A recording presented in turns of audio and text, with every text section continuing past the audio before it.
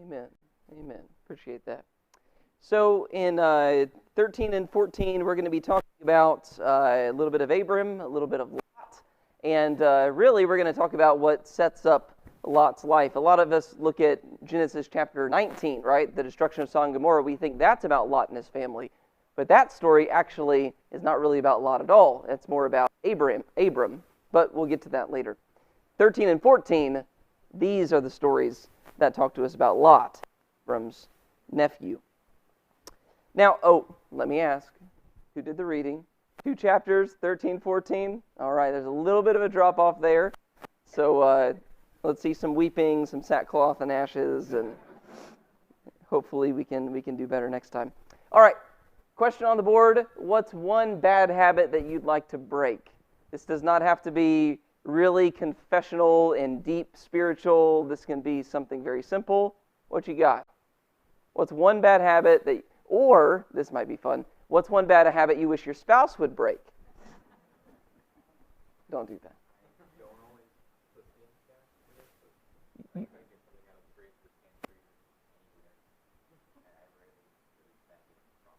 All right. Don't put things back. What percentage are we talking? Yes. Yeah. Oh. Okay. Yikes. 30%. Okay. There you go. That's fair. That's fair. No. I'm looking Dylan in the eye. There's some honesty there. He's. She would say lower. No. All right. What you got? Bad habit you'd like to break. Procrastinating. All right. So not getting on things and putting it off till the last minute. Yeah, I do that too. Okay, sleep. Well, you have kids now, so you're supposed to get all the sleep that you can. There you go. I'm trying to get that golden hour in the morning where I have a quiet time. There you go. And when you miss it, it's like it ruins the whole day. You're like, I woke up 30 minutes late and I didn't get all these good things done, and then you just are mad the rest of the day. So I get you waking up earlier. You were going to say something? You were not going to say something. All right. What you got? Yes, sir.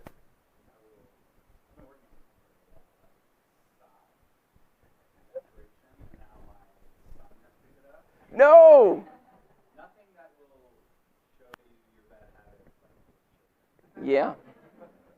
So we're working on I wish y'all... That's right, yeah. I wish y'all could have seen Alicia's face when he said that. That was, that's exactly right. We all have bad habits that we'd like to break, and I think we're all mature enough and old enough to understand what it takes to break a bad habit, right?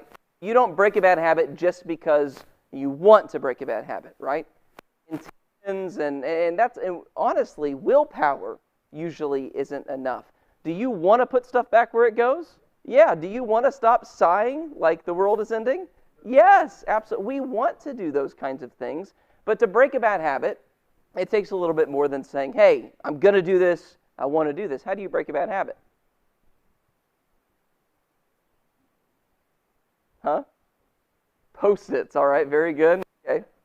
You and me are keeping in business, I'll tell you that much. Okay. How do you, Practice, okay. I like that answer. How do you break a bad habit? Yes, sir.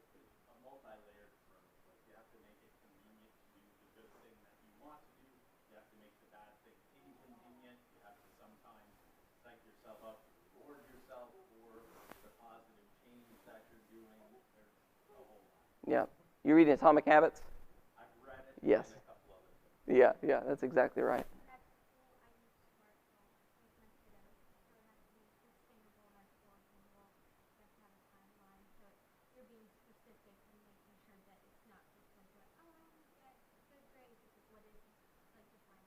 Yeah. That's right. So setting goals, measurable goals, and walking in that direction. All of those comments really have the same thing in common, right? That this isn't just one big decision that we make. We say, hey, I'm going to make this decision, and then everything's going to change because of this decision. It requires steady practice, step-by-step progress, setting measurable goals for yourself.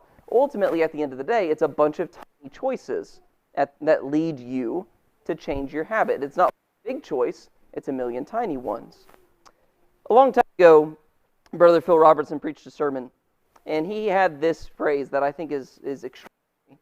He says, direction determines destination, right? Or more specifically, direction, not intention, determines destination. In other words, you end up going the place where you are walking, not just the place where you want to get. And so if you want to look at that bad habit or look at that thing that you want to change in your life, the way that you change that is by choosing to walk, by choosing to practice, by choosing to do all those tiny little things that are going to lead you in the right direction. Does that make sense? Are you following me? And so we understand that if we're going to change something, if we're going to end up where we want to end up, we're going to have to start walking in the right direction. We're going to have to start making all those small, tiny choices the right choices and stop making those small choices the wrong choices. And I think in Genesis chapter 12, 13, and 14, the Bible emphasizes this truth in terms of spiritual things. That if we are going to get to where we want to go, it involves making the choice day in and day out to walk in the right direction. It teaches us, in 3 different stories at least, that our direction, the way that we're walking, the small things that we do, the small choices that we make, that's what determines where we end up, not just what our intentions are. And so we're going to talk about that a little bit, and that starts by understanding or reading the story of Abram. So in Genesis 12, as we read last class, Abram gets these 3 promises, and he does this amazing thing. He leaves his family, he leaves where he's from, he gathers up all his family, his people, his possessions, and he heads to the land that God is going to show him. And we talked about how impressed we were with Abraham for doing that, and I remain impressed with that. It doesn't take long before things kind of get off the rails, and that begins in verse 10. Abram is in the promised land, and this is what the Bible says. There was a famine in the land, so Abram went down to Egypt to stay there for a while, because the famine in the land was severe. When he was about to enter Egypt, he said to his wife Sarai, "Look, I know you are. When the Egyptians see you, they will say, 'This is his wife.'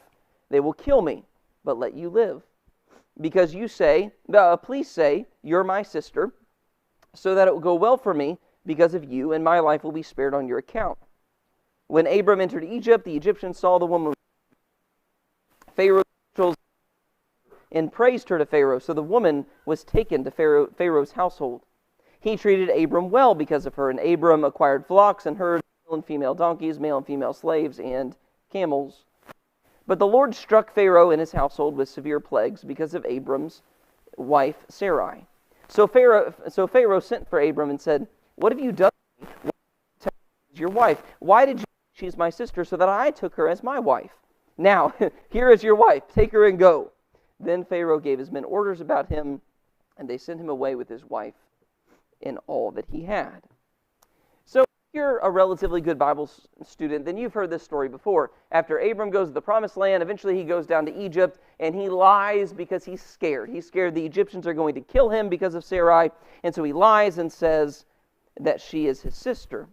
And ultimately, this creates a really big problem for Abram, probably a problem bigger than one that he anticipated.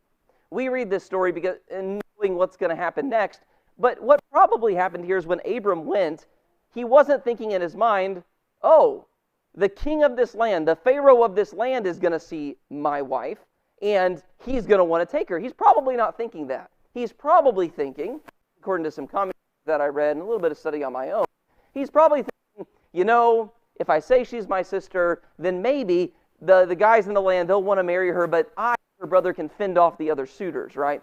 This won't become a big deal for me. So this becomes a little bit bigger than he expects because he can't really say no to the Pharaoh. So she's taken into his harem, and Abraham lets it happen.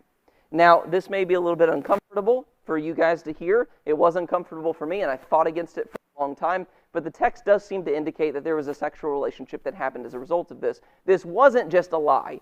It was a lie that led to adultery. He was taken into her harem, into her household. He said, "I took her as my wife," and that implies very heavily that they probably consummated this relationship. You may disagree with that, but that's the way that I see it. We can disagree about that if you want. And so ultimately, this is a catastrophic failure of faith for Abram. He lets his wife go. She commits adultery because he doesn't trust in God to protect him. Now, we may look at that and we say, the problem with this story begins when he tells a lie, right? He tells a lie about Sarai being his sister and not his wife. Actually, he tells what? He tells a half-lie, which is what? It's deceit. Yeah, that's bonus points for people who are listening to the sermon this morning. So she really is his half-sister. So in a way, she is his sister. But it is a lie. It's deceit. And we may say that's where the trouble begins. But I want you to appreciate that's not where the trouble begins. Where does Abram first make his first mistake? Why is that his first mistake? Yeah. He is supposed to stay in the land that God had promised him. He's supposed to stay in the land of Canaan. God does not tell him to go down to Egypt, but he makes that decision all on his own. It's worth mentioning as well that when it says he goes down to Egypt, he goes down to do what? Visit, to go on vacation, to do what? To sojourn, right? What's that word imply? He's going to dwell here. He is going to be an exile and a foreigner, but he intends to stay here for a while. He intends to put down roots here. And so I want you to appreciate that the very first thing that goes wrong with Abram is famine strikes, and he does not trust God. And because he does not trust God to take care of him, he goes down to Egypt and ultimately gets himself involved in this terrible situation. Now, I want you to point out a couple of, maybe you look at this and you say, it's not really wrong for him to go to Egypt. After all, there's a famine in the land. Can't he go down to Egypt when he wants to go down to Egypt? Look a little bit further with me in Genesis chapter 26. Skip ahead a little bit. I want you to see what happens here with Abram's son Isaac. Genesis chapter 26. I want you to see what God says to him here. Genesis 26, beginning in verse 1, there was another famine in the land, in addition to the one that had occurred in Abraham's time. And Isaac went to Abimelech, king of the Philistines, at Gerar. The Lord appeared to him and said, do not go down to Egypt. Live in the land I tell you about. Stay in this land as an alien, and I will be with you and bless you. For I will give all these lands to you and your offspring, and I will confirm the oath that I swore to your father Abraham. I will make your offspring as numerous as the stars of the sky. I will give your offspring all these lands. All the nations of the earth will be blessed because of your offspring. And so notice when Isaac is tempted to go down to Egypt, God says what? Yeah, no, don't do that. I know there's a famine in the land, but you need to stay here. This is the land of promise. This is where I'm going to bless you. You don't need to leave and go to Egypt. And one more for good measure, you look further in the book of Genesis. Go to Genesis 46.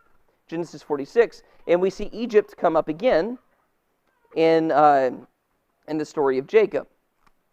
Genesis chapter 46, verses 1 through 4. Israel set out with all that he had and came to Beersheba, and he offered sacrifices to the God of his father Isaac.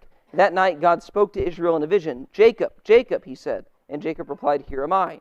God said, I am God, the God of your father. Do not be afraid to go down to Egypt, for I will make you into a great nation there. I will go down with you to Egypt, and I will also bring you back. Joseph will close your eyes when you die. And so by the time we get to this part of the story, Jacob has to wait for God's permission to go down to Egypt. And so when you add all that stuff together, you begin to see that Abram's decision to go to Egypt is not a good one. This is not a decision that he makes in faith. This is not a decision that is stamped with the approval of God. God wants him to stay in Canaan and trust that he will provide the famine. Of course, Abram doesn't do that. And it's interesting and worth pointing out that of all he goes to Egypt. Why is that important? Why is it important he goes to Egypt?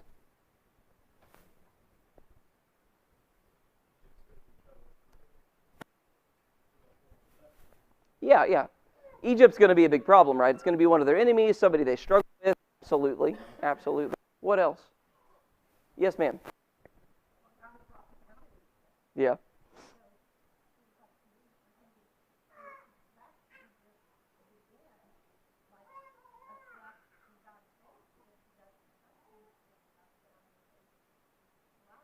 Yeah. Well, and that's what happens later, right? We see in the book of Numbers 2 times when the children of Israel are about to go into the promised land, they don't trust God. Where do they want to go?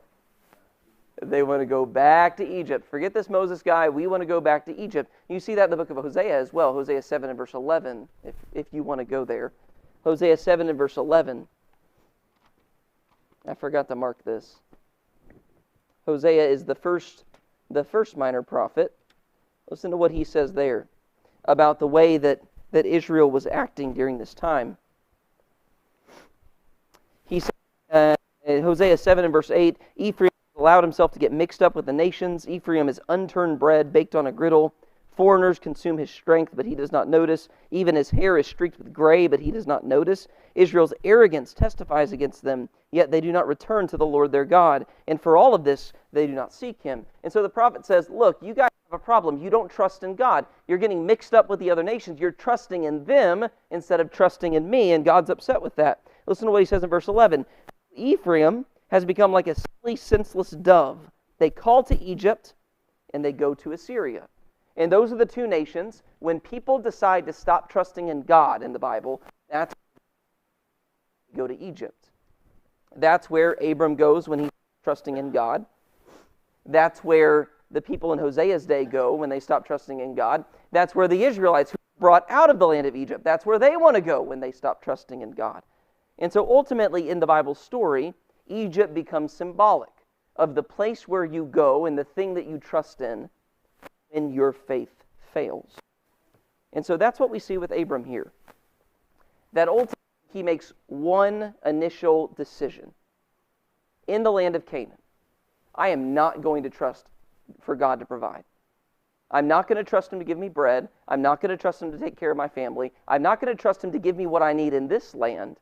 I'm going to strike out on my own and look to trust in something else, and that ultimately snowballs, doesn't it? That decision to not trust in God is ultimately why he lies about Sarai being his sister, and ultimately why he doesn't keep Pharaoh from taking his wife. Because he makes that one initial decision. I am not going to trust in God. Yes, ma'am. This is just, does that have anything to do with the thing that just Possibly. like you have mentioned that like Shem's descendants then Seth's descendants built altars and then like built cities. So I guess I'm just thinking, I don't know if that connection is there. Yeah. I mean, you could throw that in there, right? Egypt's not a very good place, and it's a place that mistreats the people of God. And so you could absolutely see that as an example of the line of Cain persecuting the line of Seth. You could say that, absolutely. But that's what I want you to see. Ultimately, your direction determines your destination, right? Because Abram makes that choice not to trust God, it snowballs, and it leads to this terrible place for him. What I want you to see is when you get to Genesis chapter 13, we see this happen again, except we see this happen with a man named Lot. Now, we know the story of Lot very well, but let's go ahead and read the first 13 verses. Or can someone go ahead and read those for me? I'll get you guys involved.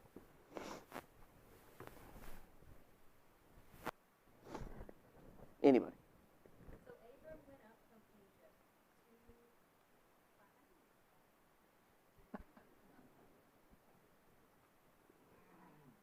I thought I could do this. Negev, and he and his wife, all that belonged to him, and Lot with him. Now Abram was very rich in livestock, in silver, and in gold. And he went on his journey from the Negev as far as Bethel, to the place where his tent had been at the beginning, between Bethel and Ai, to the place of the altar which he had made there formerly. And there Abram called on the name of the Lord. Now Lot, who went with him, also had flocks and herds and tents, and the land could not sustain them while dwelling together, for their possessions were so great that they were not able to remain together. And there was strife between the herdsmen of Abram's livestock and the herdsmen of Lot's livestock. Now the Canaanites and the Perizzites were dwelling there in the land. Then Abram said to Lot, Please let there be no strife between you and me, nor between my herdsmen and your herdsmen, for we are brothers. Is not the whole land before you? Please separate us. If to the left, then I will go to the right. Or if to the right, then I will go to the right. And Lot lifted up his eyes and saw the valley of the Jordan, that it was well watered everywhere. This was before the Lord destroyed Sodom and Gomorrah. Like the garden of the Lord, like the land of Egypt, as you go to Zoar. So Lot chose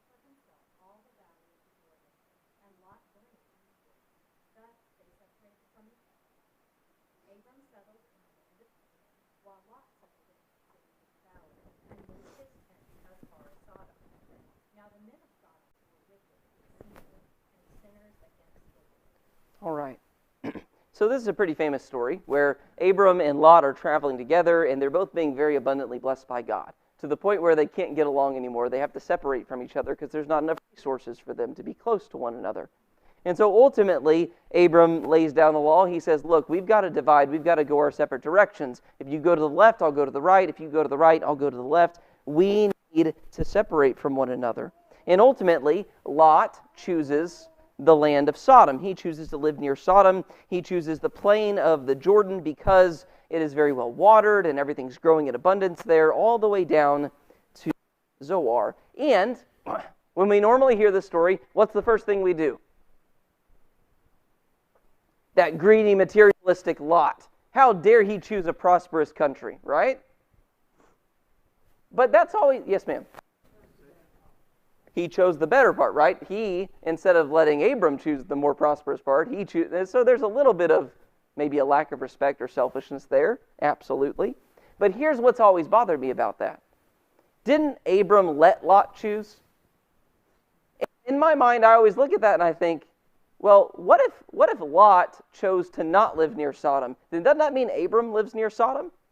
And so why are we criticizing Lot for the place that he chooses to live? If he would have just made the other choice, then will we be criticizing Abram for choosing to live near Sodom? That's something that always occurred to me when I read through this. When you study it a little bit, you see that we actually are very right and very justified in criticizing Lot. There are a couple reasons why we can see this decision is so foolish.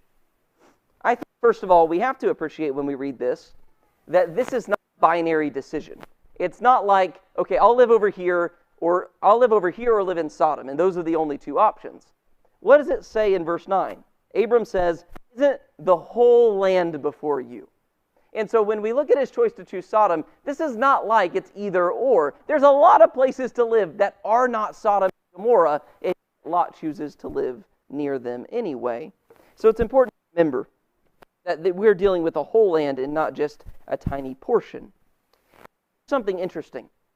Abram says, let's separate. If you go to the right, I'll go to the left. If you go to the left, I'll go to the right. The interesting thing about that is that Lot ultimately moves which direction? Do y'all know? He moves to the east, which makes us think, okay, he chose to go to the... oh, man. Yeah, here we go. Right? Sodom's over here. You divide it down the middle, right? And so he chose to go to the east, right? That's where Sodom is, right? The interesting thing, I didn't know this, but I recently learned this, that they didn't look at their maps the same way we look at our maps. We are a north-oriented society. Do y'all know what that means?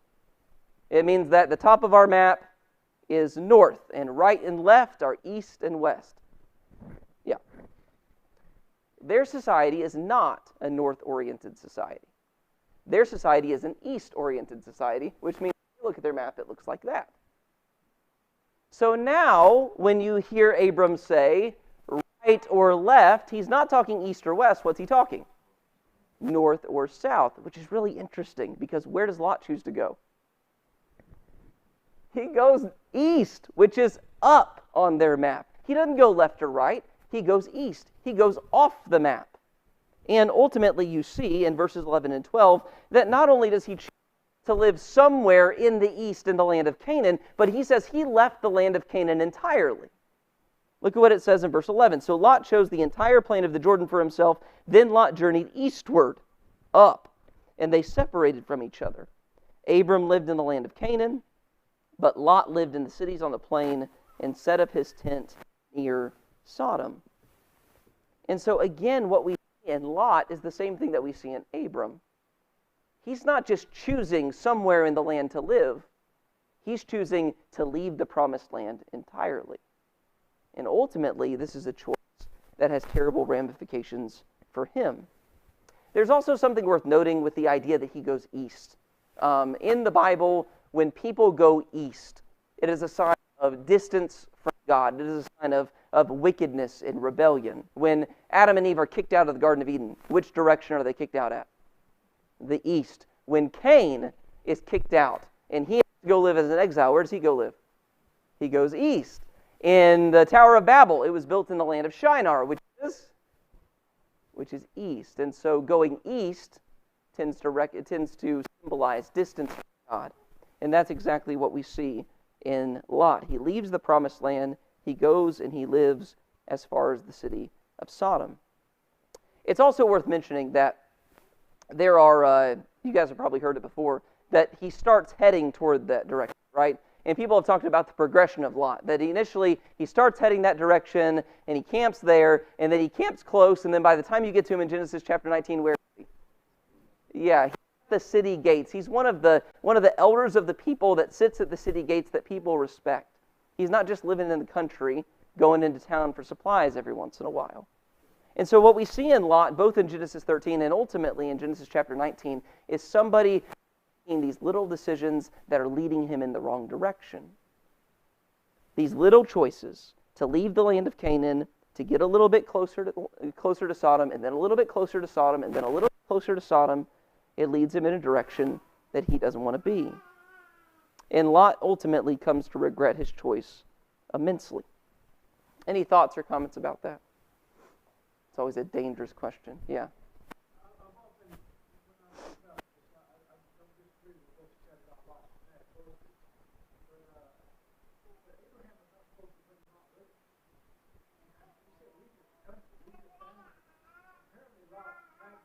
Interesting.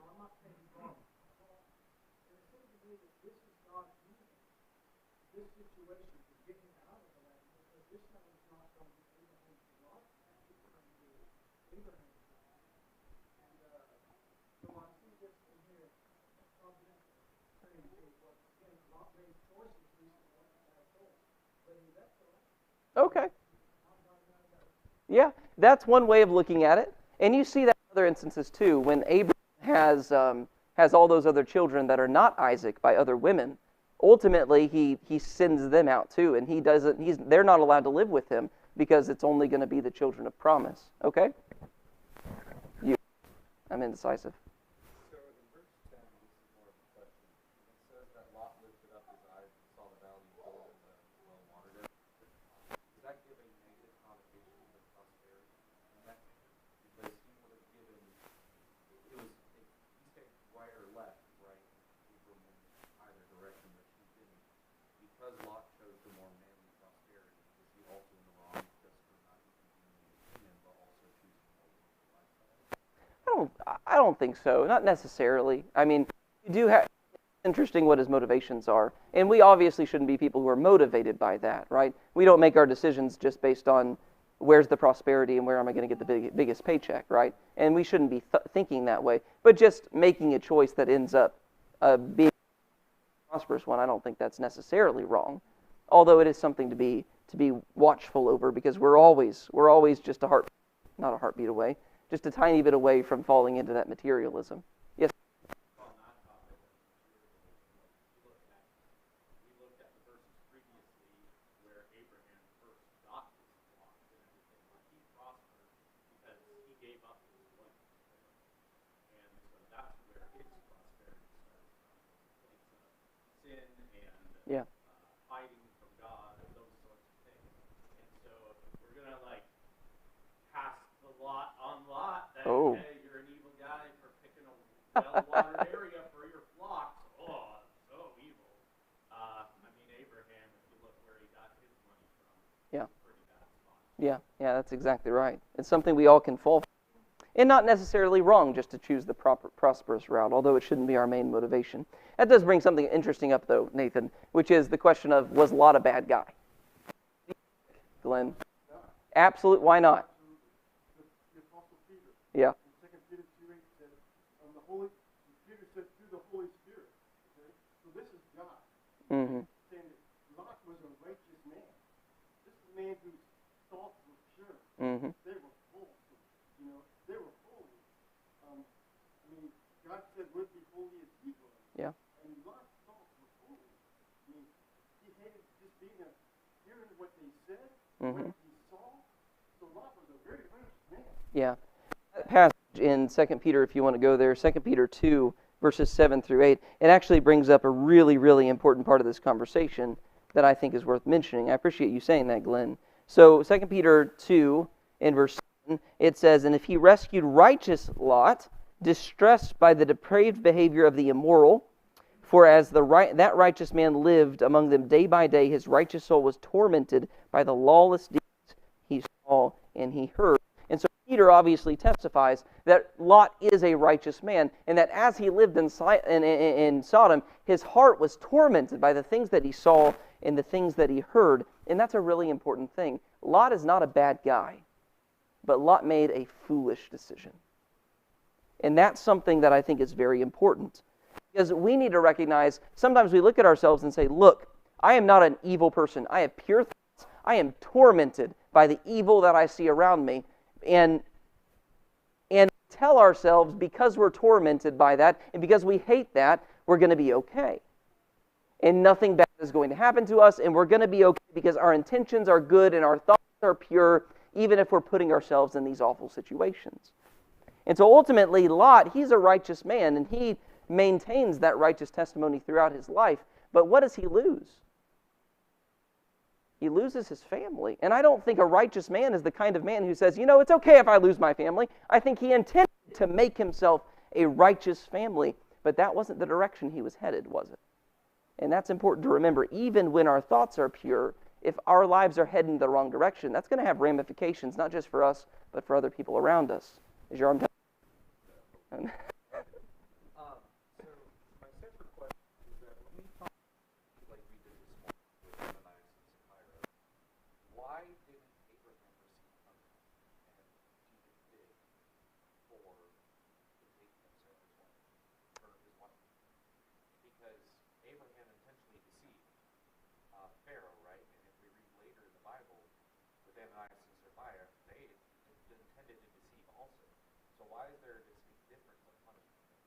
That is one of those great pearly gate questions. So you save that one, keep it on something flame resistant, and you ask to heaven. I'm not quite.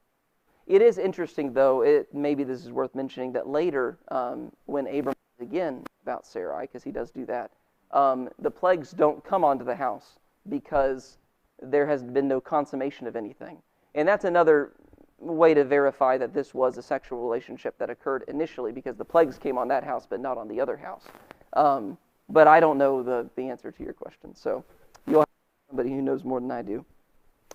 Here's what I want you to see. When we get to Genesis chapter 14, we have another story, but this story is of the good sort. So we've been seeing Abram make this wrong step in the wrong direction that ultimately gets him into trouble, and we see Lot making a bad choice which leads him into the wrong direction and snowballs out of control. What I want you to see is that when we get to Genesis chapter 14, Abram has learned his lesson, and knows how to make good choices, and he knows how to walk in the right direction. He knows how to see where things are going. So Genesis chapter 14, let's go ahead and start reading in verse 13. This chapter, it tells us a story about a bunch of evil kings who are fighting against a bunch of evil kings. And there's really no reason for us to know this story. It's not very important to us, except for the fact that Lot gets caught in the middle. So because the king of Sodom is going to war against these kings, Lot is taken captive, and he's kidnapped, and that's why this story is recorded for us. It's important for us to learn. So after Lot is kidnapped, somebody comes and tells Abram about it, and then we pick up the story here in verse 13. It says, one of the survivors came and told Abram the Hebrew, who lived near the oaks belonging to Mamre the Amorite, the brother of Eshcol, and the brother. They were back with Abram. When Abram heard that his relative had been taken prisoner, he assembled his 318 trained men, born in his household, and they went in pursuit as far as Dan. And he and his servants deployed against them by night, defeated them, and pursued them as far as Hobah, to the north of Damascus. He brought back all the goods, and also his relative Lot and his goods, as well as the women and the other people. After Abram returned from defeating Chedorlaomer, butchered that, and the kings who were with him, the king of Sodom went out to meet him in the Shavah Valley, that is the king's valley. Melchizedek, king of Salem, brought out bread and wine. He was a priest to the Most High God. He blessed him and said, Abram is blessed by God Most High, creator of heaven and earth, and blessed be God Most High, who has handed over your enemies to you. And Abram gave him 1/10 of everything. Then the king of Sodom said to Abram, give me the people but take the possessions for yourself. But Abram said to the king of Sodom, I to the Lord God Most High, creator of the earth, that I will not take a thread or a sandal strap or anything that belongs to you, so that you can never say, I made Abram rich. I will take nothing except what the have eaten, but as for the share of the men who came with me, Aner, Eshcol, and Mamre, they can take their share. And so this is a really interesting story, where Abram chases down the king and he rescues Lot from him, and then ultimately there are two kings that come out to greet Abram after he has won this victory. We see the king of Sodom, and we see the king of Salem, whose name is Melchizedek. Now, what does the king of Salem do? What does Melchizedek do? Why is he significant? Okay, so he pays homage to Abram. All right. What else? Say again. And a tithe. That's exactly right. Abram gave him a tenth of everything. Matthew, yours and yours.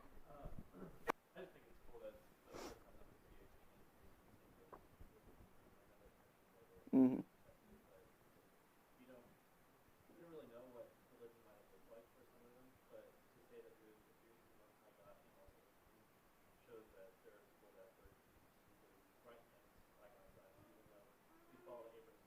Mm-hmm.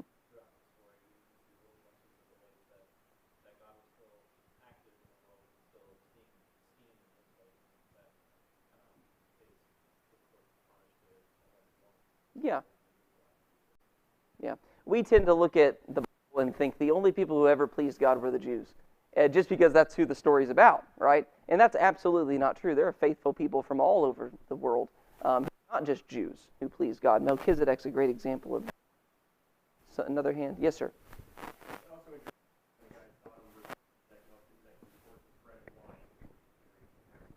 Yeah, absolutely. You have a...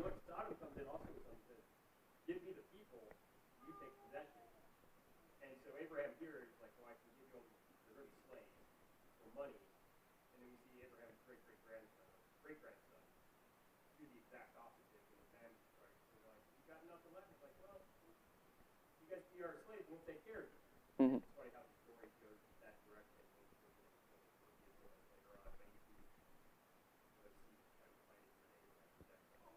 Yeah, yeah. Absolutely, absolutely. Yes, sir. Yeah.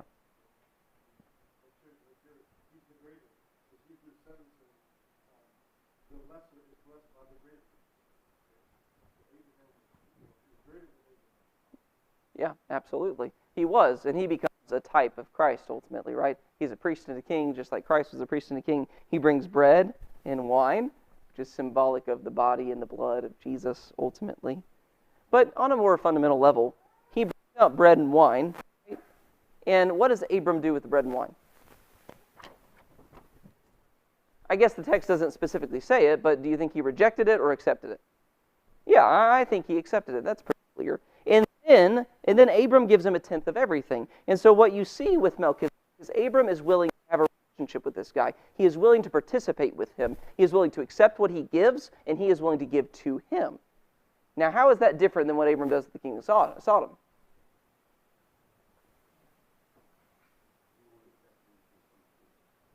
Yeah, and he gets pretty, I was going to say pretty lit about that, but I'm not sure I'm allowed to say that. He's pretty intense about that, right? He says, look, I'm not even going to take a sandal strap from you, which is interesting. Melchizedek, I'll participate with you. I'll involve myself with you. I'm not even going to take a strap of a sandal from you, king of Sodom. What does that show us about Abram? He's grown a lot. What's he learned? Yeah. It matters who you get involved with, right? Because he sees where this thing is going. He knows what's going to happen if he has an association with this wicked king of Sodom. And he knows what's going to happen if he has this association with the king of Salem. He's okay with that because he's a righteous man. But he's going to hold this guy at arm's length because he does not want to get involved with that sort of wickedness. Abram understands these small choices lead somewhere. And this is something that we need to be aware of as well. Our direction determines our destination. Being a godly person and setting ourselves up for spiritual success is not just about having good intentions or a lot of willpower. It's about making those small choices that lead us in the right direction, that get us closer to God and further away from evil. All right. Oh, I forgot to tell people before they left. But next class, we're going to do Genesis 15 through 17. And we'll see you then. We have 2 minutes left. Does anyone have any comments or questions? Yes, sir. I was just going to say, chapter 12, again, first three verses with some promises. Mm-hmm. And every one of those statements in there is significant. We kind of focus on this one. But the promise in verse 2, I will bless you. As we mentioned last week, that Abraham never got what he was promised. I think maybe we would disagree if we read these chapters that we went through today. He did receive some of the promise. God was actually, what I think we're reading here is how God is walking Abraham through this lesson of faith, basically. I'm going to teach you to depend on me. Mm-hmm. You really messed up in Egypt. You did better when he was dividing the land with Lot. But look, I think I'm going to be okay no matter what you choose. Mm-hmm. And then here, but I think he's kind of getting his focus where it needs to be. Yeah. So it's like he's being taught. Well, and that's interesting because when Lot chooses Sodom, Abram can live anywhere else in the entire land that he wants to. He chooses Bethel, which is the house of God. And that speaks to his growth. You were going to say something you have? I really quick that I'm impressed with Abraham that he's able to go to war at a pretty old age there. That's pretty impressive. Yeah, with 300 soldiers, which reminds you of what? Gideon. Yeah, Gideon, absolutely. All right, class 15 through 17, if you will.